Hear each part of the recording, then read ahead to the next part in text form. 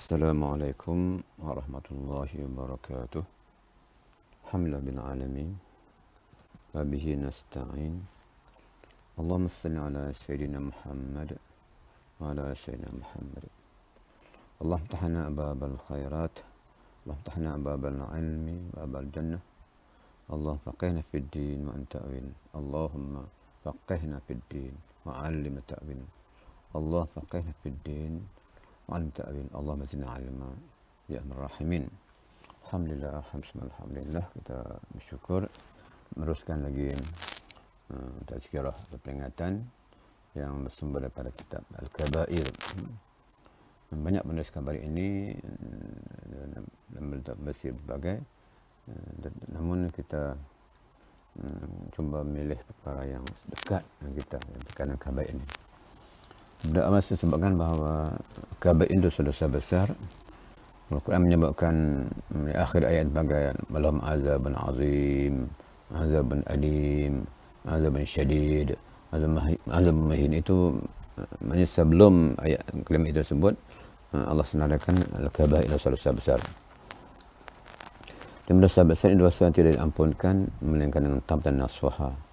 Taubat sungguh-sungguh yang syaratnya adalah meninggalkan segala maksiat, menyesat dan perbuatannya dan berazam tidak akan lakukan lagi. Dan juga berkaitan dengan makhluk, maka mintalah keizinan, minta kemaafan daripada makhluk dan manusia khususnya, maka sangat besar akibatnya pada orang berdosa besar-besarnya. Namun dosa-dosa kecil juga boleh jadi dosa besar. Seperti kata dalam Ibnu Katsir, Fana haisa min jabal min hasa. Bukit bukan gunungan itu batu-batu kecil. Batu-batu kecil itu dihimpunkan akan jadi besar, jadi bukit, jadi gunung. Ini dosa-dosa kecil juga dilakukan berterusan tidak bertaubat, tidak lakukan perkara menggugurkan dosa kecil, maka ini dosa besar melaziminya. Maka sebab itu jangan merasa remeh dengan dosa kecil. Oh, tak berdosa kecil jadi ampunkan dengan sebab itu dan ini. Tidak. Sebarang dosa boleh azbillah minta dijauhkan. Ya. Hari ini kita tajuk tajassus. Tajassus ini mengintip. Yalah, mengintip, mencari kelemahan orang, keburukan orang yang disembunyikan, sengaja kita cari-cari. Quran menyebut wala tajassasu. Wala jasam la yaghtab ba'dha. Ayat ini dimulakan dengan surah Al-Hujurat ayat 12. Ya allazina amanu ijtanibu katsiran min adh-dhanni inna ba'dha adh-dhanni ismun wala jassasu wala yaghtab ba'dha.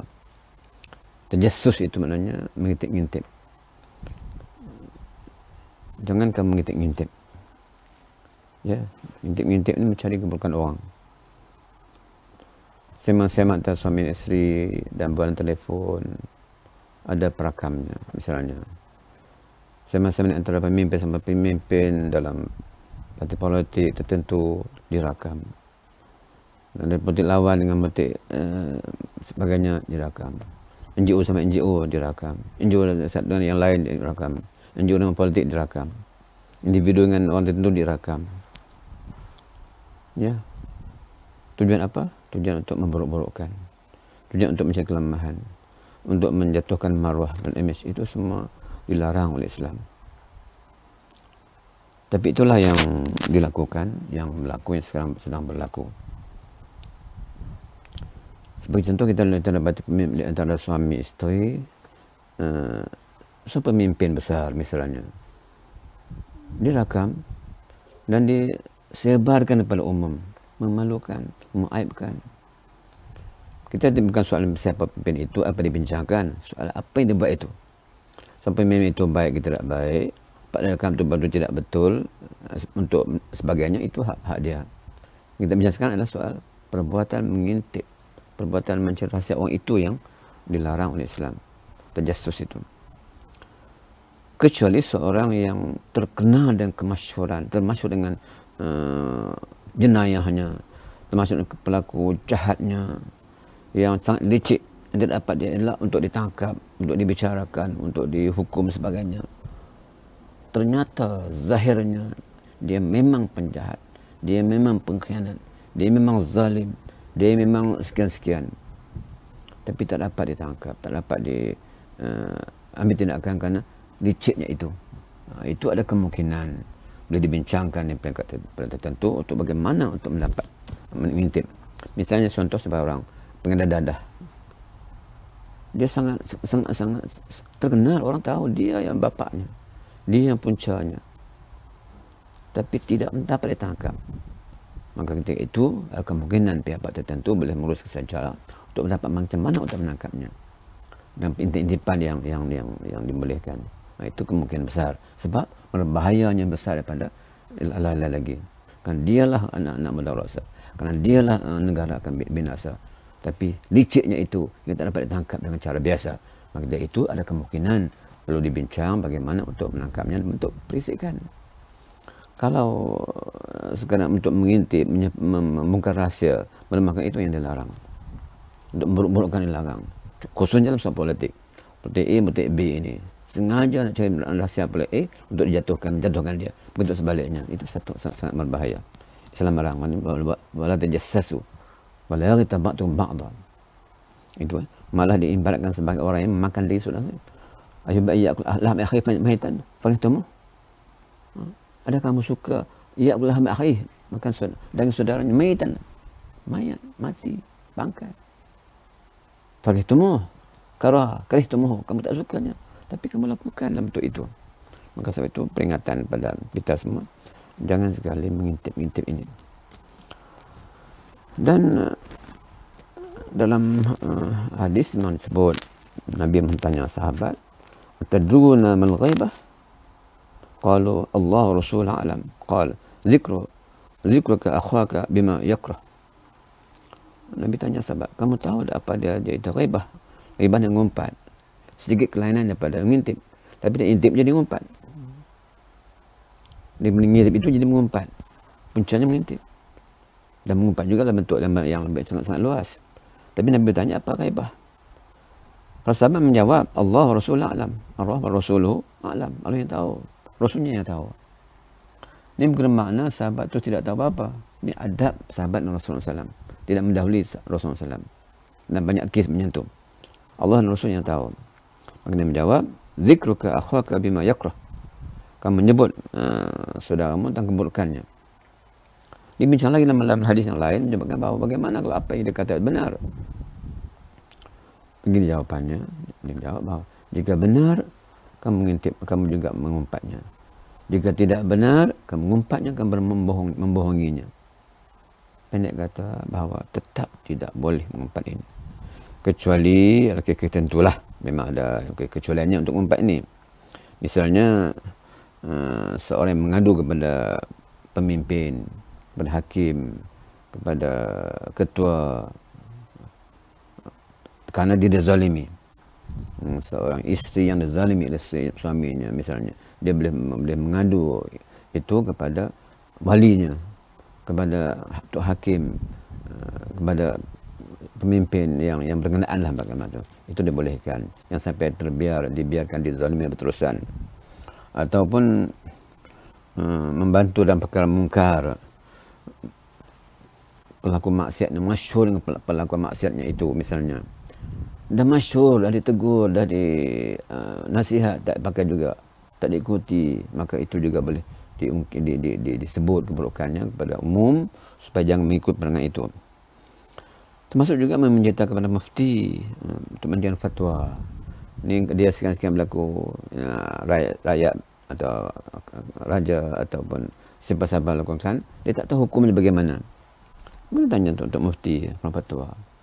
Mufti ini asalnya mufti ini bukan lantikan daripada siapa. Kalau sekarang ni, sekarang ini bila lantikan ada hal tertentu yang menyebabkan kadang seorang mufti tidak sampai kepada yang berkenaan. Tapi yang maksud saya sini adalah mufti itu orang yang alim, orang yang layak berijtihad, orang yang bebas daripada pengaruh luar, daripada kecenderungan mana-mana parti politik. Tanya dia boleh menjawabnya. Karena jika mufti itu cenderung kepada parti tertentu atau bahagian tertentu, dia akan ada kecenderungan untuk tidak adil. Biar mereka bebas daripada segalanya. Termasuk mazhab. Sepatutnya begitu. Mazhab. Dia tak cenderung mana mazhab. Nanti dia akan menyokong mazhab dia. Dia menolak mazhab yang lain. Bebas mufti sepatutnya gitu. Sepatutnya gitu. Tapi kalau dalam mufti dia bawah arahan keraja, mufti dia bawah arahan menteri, mufti dia bawah arahan mazhab tertentu, maka dia akan cenderung pada menyokong mazhab dia. Maka sepatutnya mufti bebas daripada segalanya.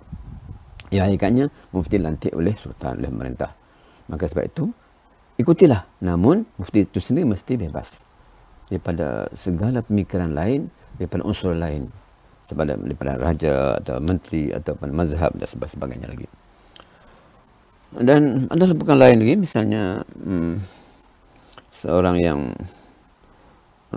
melakukan kemaksiatan terangan atau juga nama menyebut nama tertentu, gelaran tertentu yang tidak baik, tidak boleh, kecuali gelaran yang masyhur. Katakan dia suka bila gelaran itu, harimau katakan, tak baik harimau, tapi bagi dia sesuatu yang baik, harimau soal garang yang berani sebagainya, okey, masalah. Tapi kalau harimau masyarakat tak boleh lah, masyarakat dia ikut arahan token saja. Ini contoh-contoh lah, contoh-contoh empat yang dibenarkan, dibolehkan dalam Islam. Satu cerita yang sangat baik untuk panduan kita semua. Itu kisah di mana Sayyidina Umar radhiyallahu anhu, seorang pemimpin yang suka meronda malam. Meronda malam ini bukan mencari keburukan, untuk mencari siapa yang perlu dibantu, untuk mencari mengetahui masalah rakyat.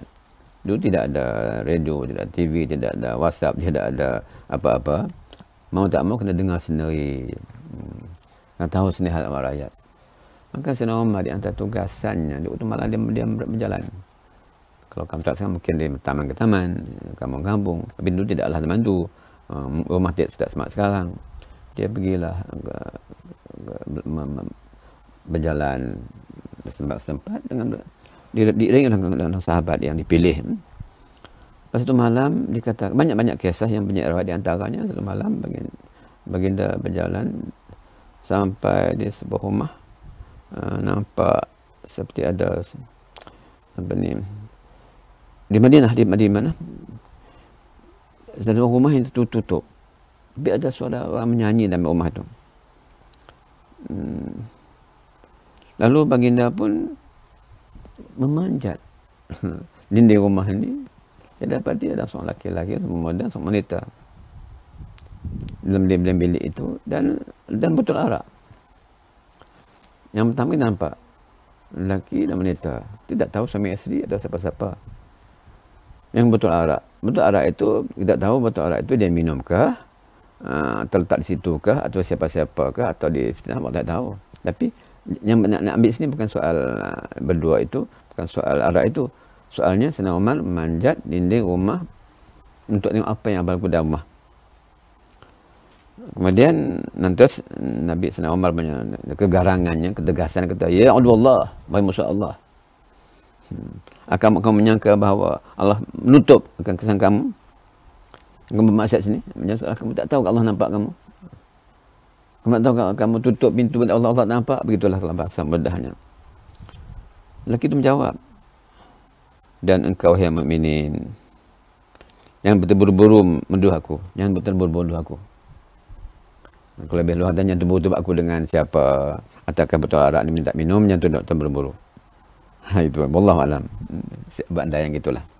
Sungguhnya aku telah berbuat maksiat Allah Taala. Oh, dia mengaku rupanya.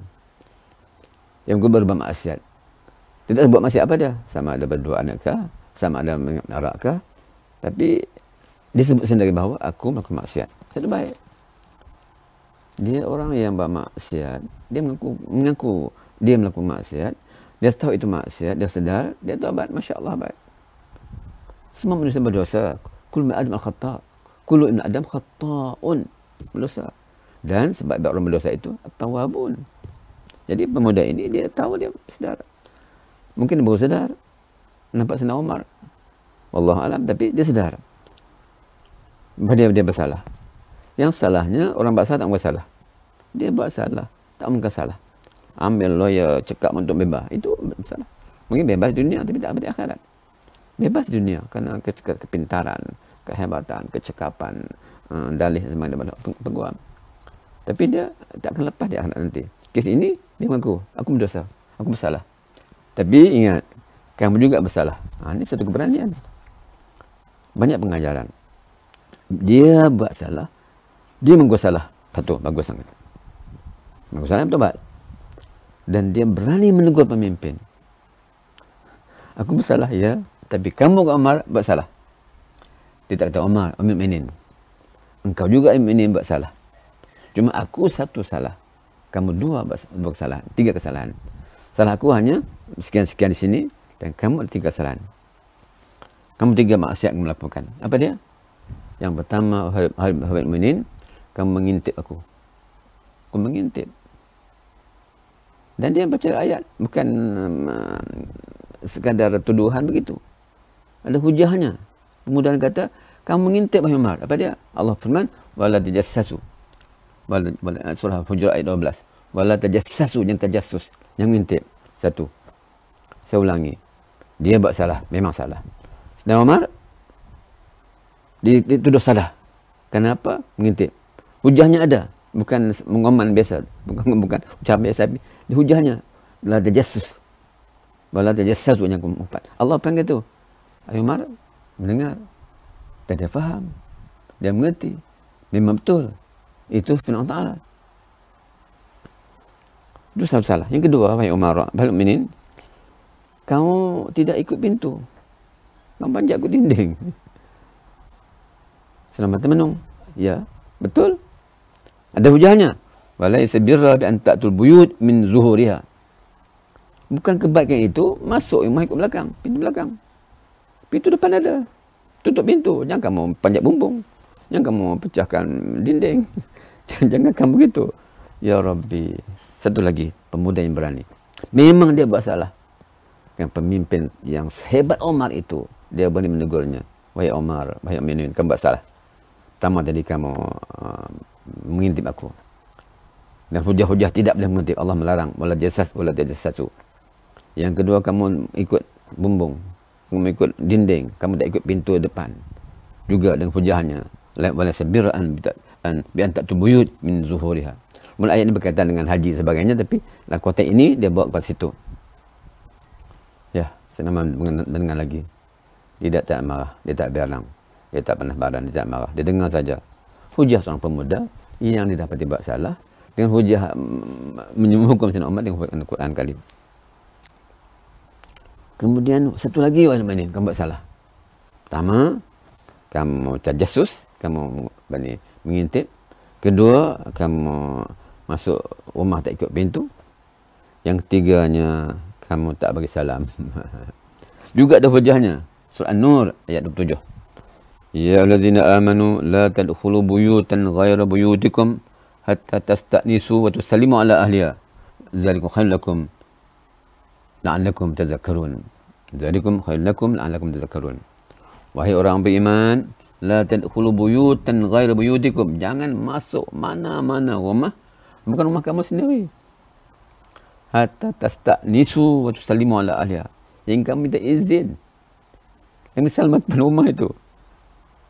Dzalikum khairul lakum la'allakum tadhakkarun. Itu baik untuk kamu. Mudah-mudahan kamu peringatan, bersopan. Ya, saya ulangi 3 hujah pemuda ini. Saya ulangi, yang pertama, dia buat salah. Memang dia mahu salah. So, baik. Satu kepujian. Yang jahat orang buat salah. Dia tak tahu salah. Dan bertahu salah, tak mahu salah. Lebih jahat lagi orang yang buat salah. Dia tahu buat salah, kesalahan. Dan dia buat salah. Pertama, jahat lagi. Dia buat salah. Tak mahu salah. Bila dibicarakan, dia buat hakim-hakim. Bawa lawyer yang kuat untuk membela dia. Dia lebih jahat lagi. Dia mengupah hakim. Untuk untuk membenarkan perbuatan dia. Semua itu bertambah jahat salahnya. Dalam konteks ini, pemuda ini bersalah, tapi dia mempertahankan dirinya, bukan mempertahankan diri, seolah berpengajaran pada pemimpin pula. Dia yang bersalah, terima saja, tapi dia mempertahankan hujah-hujah yang pemimpin juga bersalah. Satu rakyat salah, pemimpin 3. Satu rakyat buat salah, pemimpin 3. Kalau orang lain sebut, awak. Jadi kalau awak itu satu jari menuding pada musuh, pada yang dituduh, 3 kepada kita. atau pukul 2 ke 3 pun, itulah maknanya. Jangan mudah-mudah. Dalam konteks ini, aku satu salah, kamu 3. Saya ulangi lagi untuk peneguhan. Yang pertama, jangan tajassus, jangan ngintip. Kecuali tadi yang sebab apa tadi. Yang kedua, masuk rumah ikut pintu, bukan ikut bumbung, bukan ikut atap, bukan ikut dinding dan sebagainya. Jangan. Yang ketiga, beri salam. Beri salam pada rumah. Dan minta izin. Kalau dia beri salam, dia jawab. Dia tak bukan itu, hak dia. Ini konteks sekarang sebut episode semasa sekarang ni. Orang datang ke rumah jual ubat, jual makanan, orang datang ke rumah hantar barang barang JNT ke dengan pos apa namanya. Kan dia bagi assalamualaikum, assalamualaikum, assalamualaikum, assalamualaikum, tak kerti. Itu kurang adab. Adab salam, beri salam, tidak ada adab. Ini bukan konteks ini, luar dari itu sikit. Ini apa senang berlaku dalam masyarakat kita. Assalamualaikum. Assalamualaikum. Beri salam. Assalamualaikum. Stop. Berhenti sekejap. Beri ruang kepada rumah untuk menukar pakaian atau sebagainya. Anda jarak yang sesuai. Assalamualaikum. Dah sekali. Nampak tak terjawab juga. Hampir kita tak jawab juga. Balik je lah. Lebih baik. Lebih baik. Ada kita. Yang orang dah keluar rumah pula. Ataupun bukan kacau lagi. Oh, ni dengar suara. Dengar ada orang. Yang gitu. Maknanya tuan rumah tak izin kita masuk. Maka sebab itu ada adab. Salam sunnah. Salam sunnah. Cara tak betul. Dalam kes ini, akhirnya bila Sayyidina Umar mendengar kata anak muda ni, dia kata apa? Sayyidina Umar bertanya pada pemuda ini, adakah kepada kebaikan jika aku maafkan? Ini peluang, bukan asal salah dihukum. Tidak begitu. Dalam konteks ini, Sayyidina Umar Amir Minin, ketua negara, pemimpin negara, atau mungkin Perdana Menteri, atau lebih atas lagi, dia tanya pemuda ini, adakah padamu kebaikan kalau aku maafkan engkau? Pemuda menjawab, ada, demi Allah, wallahi demi Allah. Wahai Amir Minin, demi Allah, wahai Amir Minin, jika engkau maafkan aku, nescaya tidak akan aku kembali lagi kepada perbuatan seperti ini untuk selama-lamanya. Tengok janji dia. Dia tidak degil. Dia tahu dia buat salah. Dia mengaku salah. Depan Sayyidina Umar, Amir Minin, dan demi Allah, wallahi aku takkan ulangi lagi perbuatan maksiat ini. Dan akhirnya Sayyidina Umar memaafkan dia dan sampai tinggalkan. Kisahnya kisah. Ada beberapa lain yang berkaitan, yang berbeza sedikit sebanyak, tapi fokusnya gitu bahawa jangan mengintip-ngintip. Kalau anak-anak nak masuk rumah, biar ikut pintu. Dia beri salam. Hatta Amir sekalipun, pemimpin negara sekalipun, pemimpin negara bukan biasa-biasa. Maka asal pemimpin negara buat segala-galanya, tak boleh. Dia mesti apa pun. Maka sebab itu Islam sangat menentang atau sangat-sangat benci kepada perbuatan mengintip-ngintip ini. Dan dia akan membawa kepada masalah-masalah masyarakat, masalah negara. Dalam ayat Allah mencerita surah An-Nur misalnya, Allah sebut dalam Quran Karim, innal ladzina yuhibbuna an tashi'al fahisha fil ladzina amanu lahum azabun alimun fid dunya wal akhirah wallahu ya'lamu antum la ta'lamun. Innal ladzina yuhibbuna an tashi'al fahishata fil ladzina amanu lahum azabun alim fid dunya wal akhirah wallahu ya'lamu antum la ta'lamun. Semuanya orang-orang yang suka menghebah-hebahkan tuduhan yang buruk dengan orang-orang mukmin, mereka akan beroleh azab seksa yang tidak terperi sakitnya di dunia dan akhirat. Dan ingatlah Allah mengetahui segala perkara yang sedang kamu tidak mengetahui. Jadi ini ada kaitannya berkaitan dengan hadis fikih. Berlaku di masyarakat, dapat berita seseorang yang padanya tidak suka, balik musuhnya, konteks semasa mungkin musuh politiknya, dia akan hebahkan. Entah betul, entah tidak, dia hebahkan. Tapi sekarang bebas. Dulu kita ada TV 1 saja, kemudian TV 1, TV 2, TV 3. Zaman dulu lagi banyak pertentangan saja. Sekarang ni berita di ujung jari. Petik saja dalam. nak hantarkan, nak terima, menjari aja. Maka begitu mudahnya untuk menyebar berita, sama mudahnya untuk menempah dosa. Mudah mendapat berita, mendapat dosa. Lebih lagi bila kita kecenderungan untuk tidak adil kepada satu kaum. Lebih-lebih dalam konteks politik semasa hari ini. Saya nampak politik semasa ini tidak lagi membawa kepada kebaikan kepada rakyat. Melainkan membawa keburukan, perpecahan, pergaduhan, pertelingkahan, permusuhan. Yang menguntungnya adalah orang besar. Yang disebut sebagai gajah bergaduh, yang musibah adalah kancil. Yang musibah adalah bintang-bintang kecil. Mereka bergaduh, bertengkar, yang susahnya adalah rakyat. Ini berkaitan dengan terjasus, berkaitan dengan mengumpat, berkaitan dengan berita-berita buruk, Kita duduk fikir ni, bila adanya pemunafik di situ yang memang anti Rasulullah SAW, anti kepada Islam, musuh Islam, mencari kesalahan yang tak sedih reka-rekanya, maka ini satu perbuatan buruk. Nanti dunia tidak aman kalau beginilah keadaannya. Coba kita mesti ingat, apa kita buat satu berdasar itu kebaikan, insya Allah kebaikan dibalas di dunia dan di akhirat. Kita buat keburukan saat itu, tunggulah keburukan juga Allah akan balas di dunia dan di akhirat. Dia kata sini bahawa azabun alimun fid dunya wal akhirah. Hari ini dia fitnahkan seorang, tunggu besok keluar kenyataan perbuatan dia sendiri yang memang tidak difitnahkan, memang betul kejahatannya. Allah tunjukkan itu dunia, belum akhirat lagi. Maka peringatan kecil ini pada saat sangat besar, sangat besar, karena dia membawa pada kecelakaan, musibah diri sendiri, berkeluarga, bermasyarakat, pada agama, dan terus kepada negara. Maka Islam sangat-sangat melarang suruh kerja-kerja buruk ni, terjasus ini.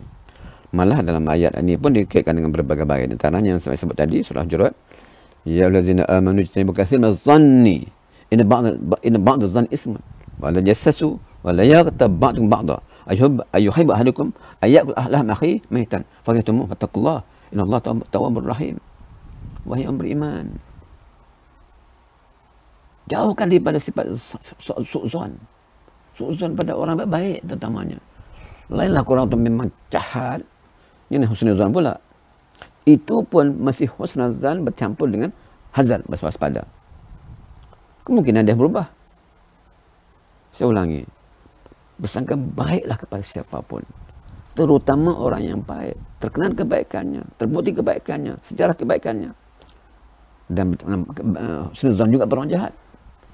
Tapi plus hazard, waspada.